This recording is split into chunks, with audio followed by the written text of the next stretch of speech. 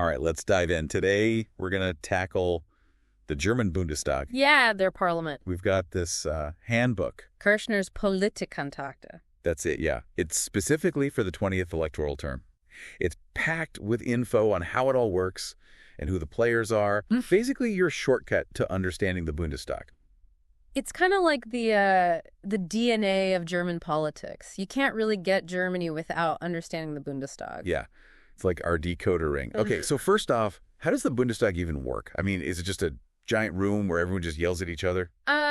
No, not quite. It's structured, but it's also, surprisingly, pretty dynamic. For example, like the Bundestag sets its own agenda, and it can be called into session by the federal president or, the chancellor when, big issues come up. And it's definitely not just yelling. I mean, in the first 9 months of this term alone, they delivered over 3,500 speeches. 3,500. Yeah. That's a lot of talking. So it sounds like they're constantly debating. Yeah. Debate's definitely at the heart of the Bundestag. It's how they figure things out and, reach decisions. Okay, so let's rewind to 2021, election time.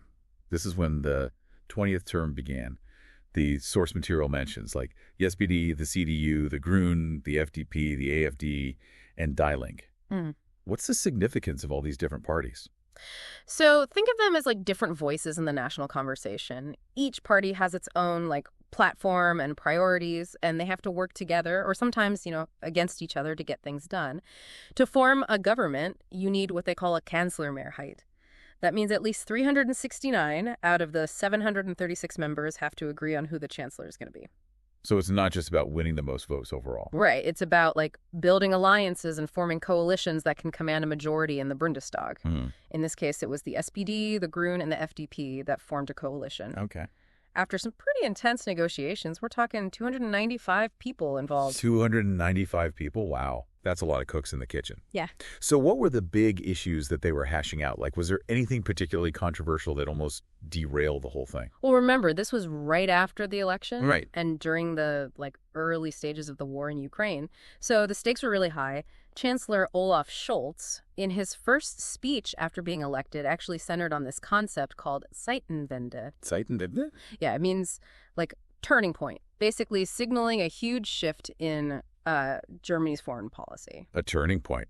That sounds dramatic. What did this Zeitenwende actually mean for Germany? Well, it meant a more kind of assertive role on the world stage, particularly in supporting Ukraine. It marked a major departure from Germany's sort of traditionally pacifist stance and signaled, a new era for the country. So this Zeitenwende, it wasn't just talk. This actually led to concrete changes in Germany's actions. Absolutely, yeah. It was a defining moment that kind of reverberated through German society and beyond. Okay, back to the inner workings of the Bundestag. The handbook mentions that they delayed forming all the committees until after the government structure was decided. Why was that such a big deal? Well, it shows that the Bundestag isn't just a, rubber stamp for the government. They wanted to make sure that they had the right structure in place to effectively scrutinize and hold the government accountable, which is a cornerstone of any, functioning democracy. Yeah. It's a reminder that the Bundestag has its own power and authority. So there's a delicate balancing act between, collaborating with the government, right, but also holding them accountable. Right. It makes you realize how complex that relationship is. Absolutely. They need to work together, but also kind of keep each other in check. That tension is crucial for, a healthy democracy. Now let's step inside the Bundestag's home, the iconic Reichstag building. I've always been so fascinated by that glass dome. It's like a symbol of transparency. And it's not just symbolic, it's also functional. Visitors can actually go up into the dome and look down at the plenary hall where the Bundestag meets. Oh, wow. It's a pretty powerful experience. It connects citizens to, the heart of their government. I bet. Speaking of connecting citizens, the handbook mentions a special exhibition called Deutscher Dom. It's located near the Reichstag. What's so special about this exhibition? Well, it's all about, demystifying parliamentarianism. You can learn about the history of the Bundestag, the legislative process, and you can even try out this interactive timeline. It features, get this, this fictional MP, Jakob Maria Mearsheidt. A fictional MP. Yeah, it's like a little Bundestag humor. That's pretty funny. It seems like they don't take themselves too seriously. It's a good sign. Humor is a powerful tool for, making complex topics accessible and engaging. Yeah, I love that. Okay, so we've got the building, we got the history, but what about the people who actually make up the Bundestag? Well, this handbook is like a who's who of German politics. Oh. Yeah.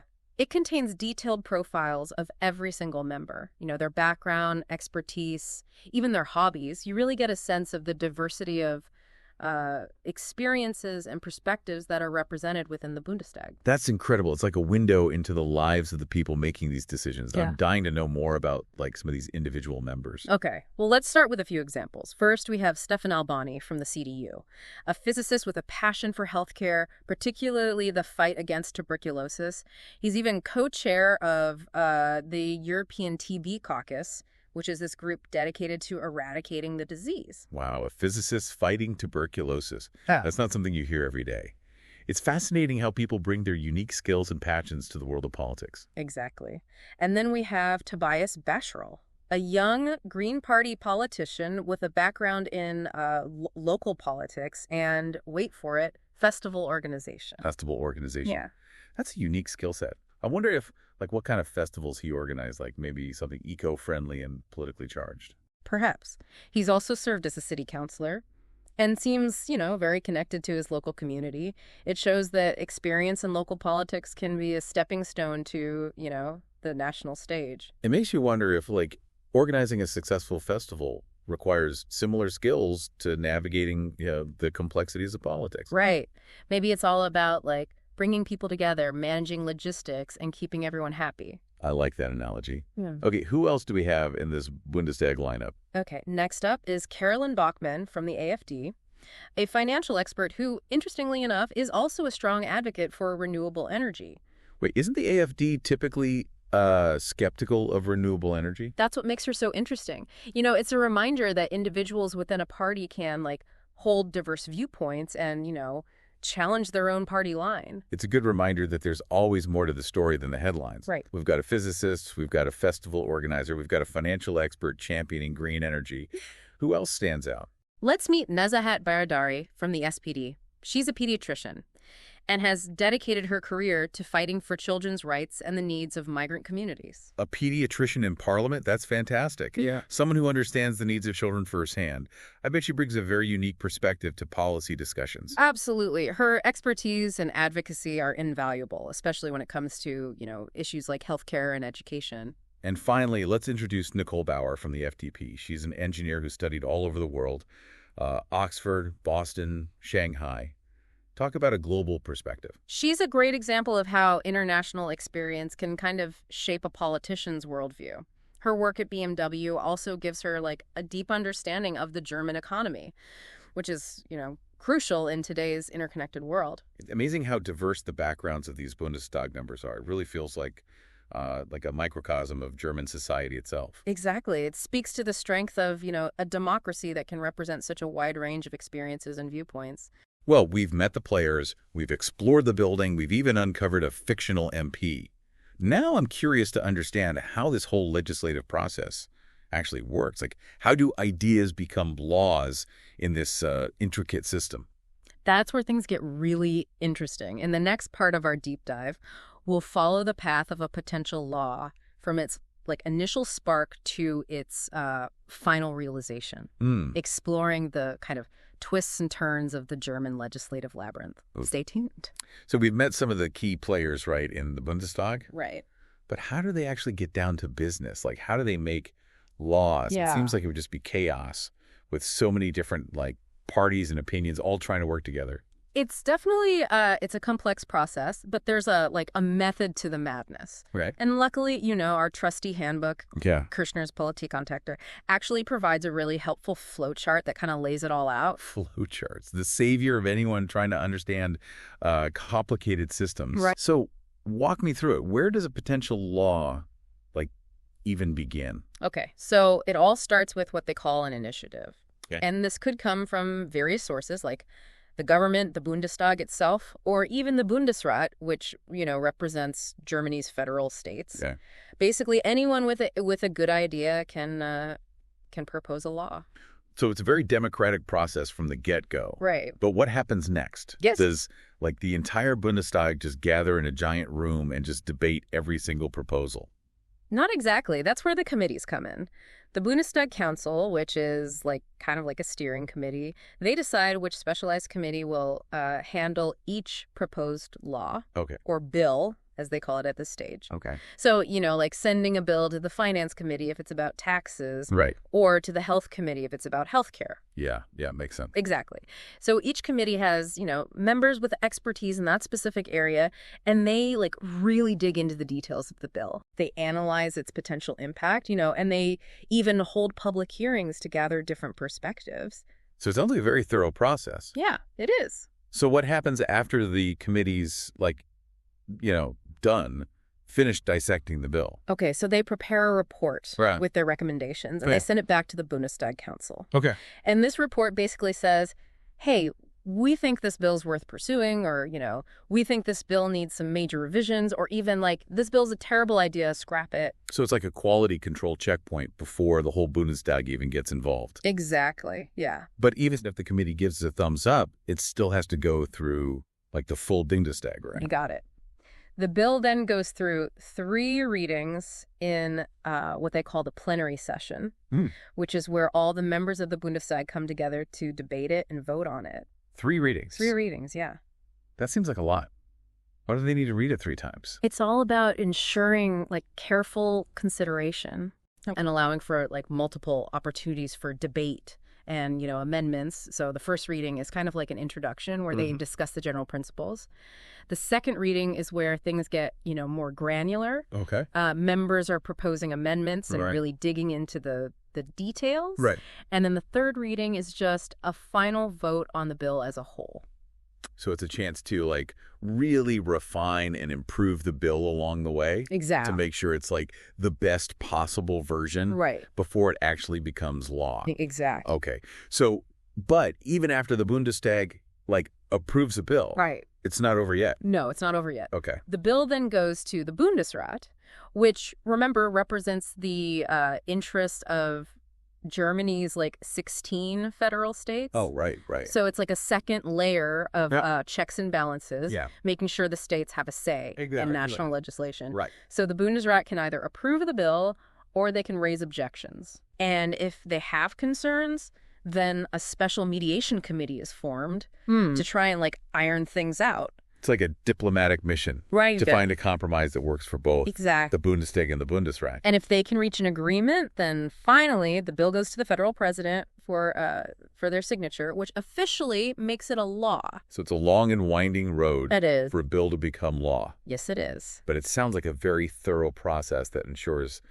everyone's voice is heard. Right. It's designed to be deliberative and inclusive, which is, essential for a healthy democracy. Now, speaking of voices, let's look at how different demographics are represented within the Bundestag. Okay. Kürschner's Politik Kontakte offers some interesting insights into the age and gender makeup of this institution. Right. I'm curious to know if the Bundestag, reflects the diversity of German society. Yeah. Let's start with gender. How many women are there compared to men? So in the 20th electoral term, there are 358 women. Okay. And 378 men. So it's almost like an even split. Oh, wow. And this is visually represented in the handbook with, helpful pie charts. Yeah.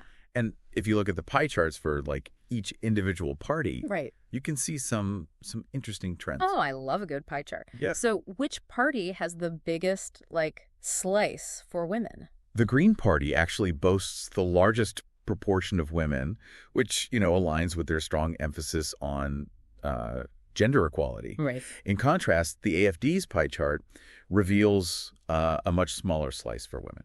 Interesting. It's those pie charts make those differences so stark. Right. And so apparently it highlights the importance of choosing, parties that reflect your values when it comes to representation and diversity. Yes. Now let's shift our focus to age. Okay. The handbook provides a list of the 10 oldest and 10 youngest members. Right. Which gives us a sense of the generational spectrum within the Bundestag. Yes. It's important to have a mix of ages, right? Yes. The wisdom of experience combined with the fresh perspectives of younger generations. Absolutely. So at the top of the age list, we have Alexander Golland from the AFD, born in 1941, and Albrecht Glaser, also from the AFD, born in 1942. Okay.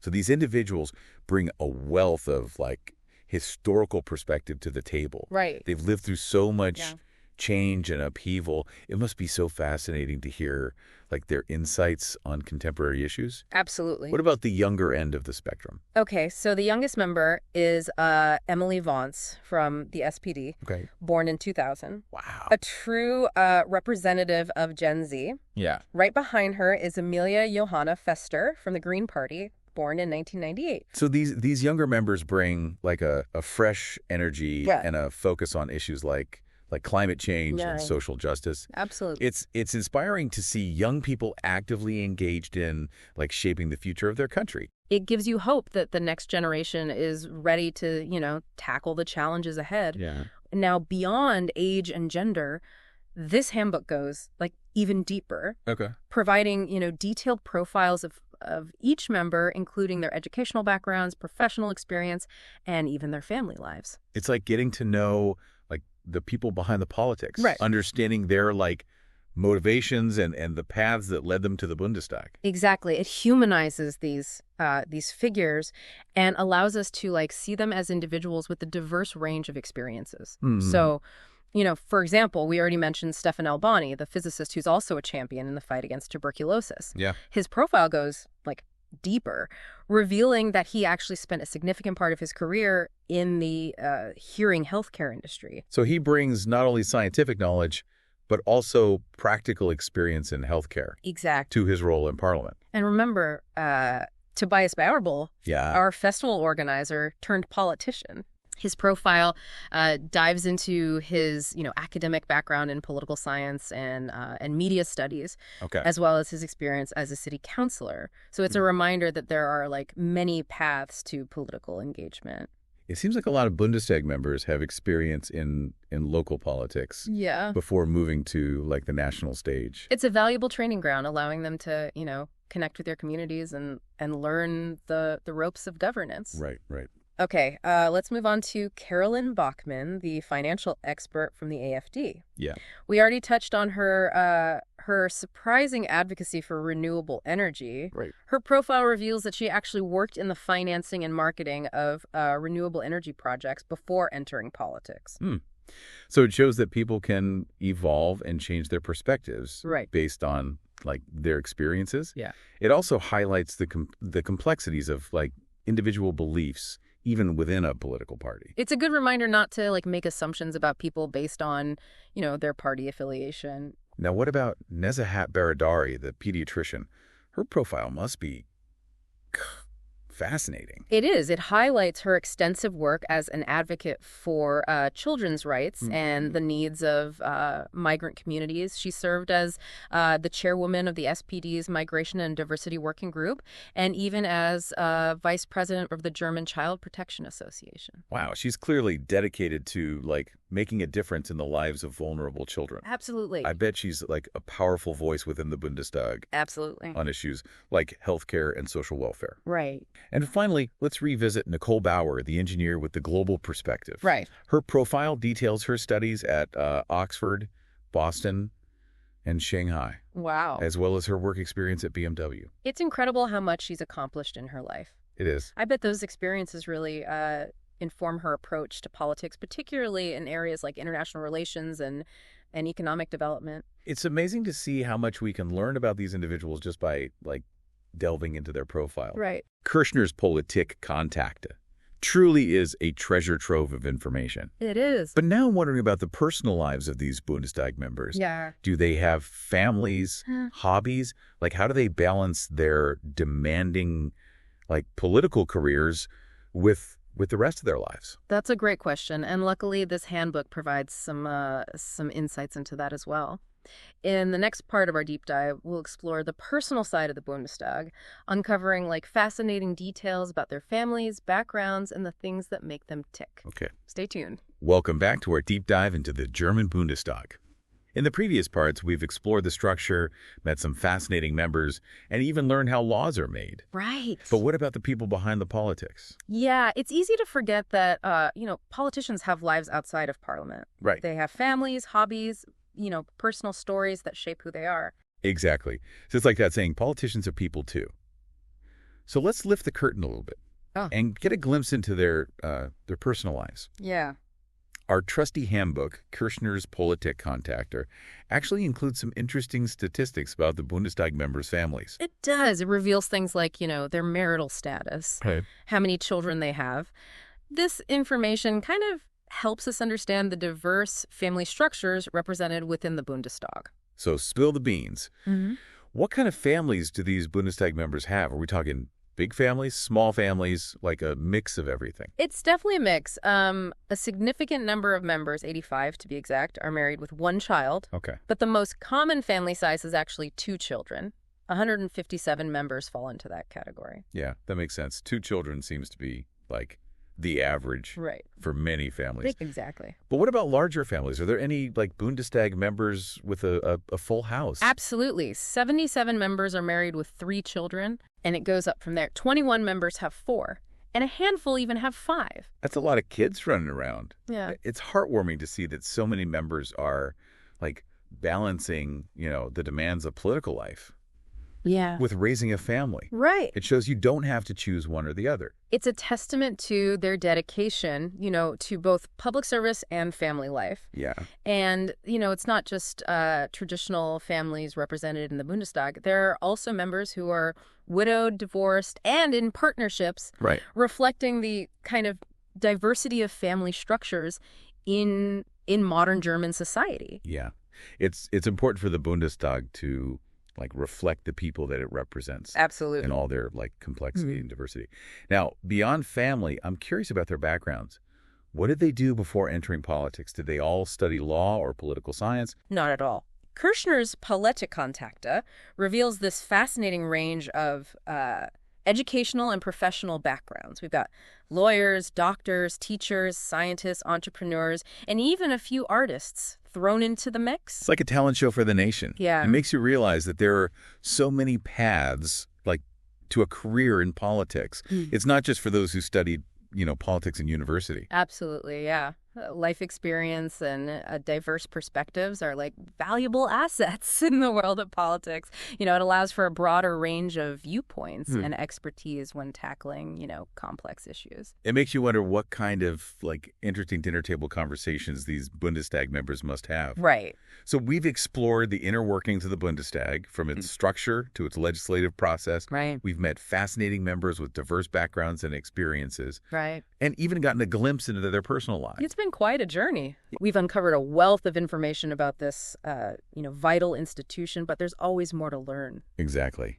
And we hope this deep dive has sparked your curiosity to learn even more about the German Bundestag. Yeah. And the people who kind of shape its course. Maybe it's even inspired you to think about the political systems in your own country. Right. How are they similar to or different from the Bundestag? What are the strengths and weaknesses of, your own political institutions? Those are great questions to ponder. We encourage you to continue exploring and engaging with, this fascinating world of politics. Absolutely. After all, it's through understanding and participation that we can shape a better future for ourselves. Right. And for generations to come. Absolutely. Thanks for joining us on this deep dive. Thanks for having me. Until next time, keep exploring, keep questioning, and keep learning.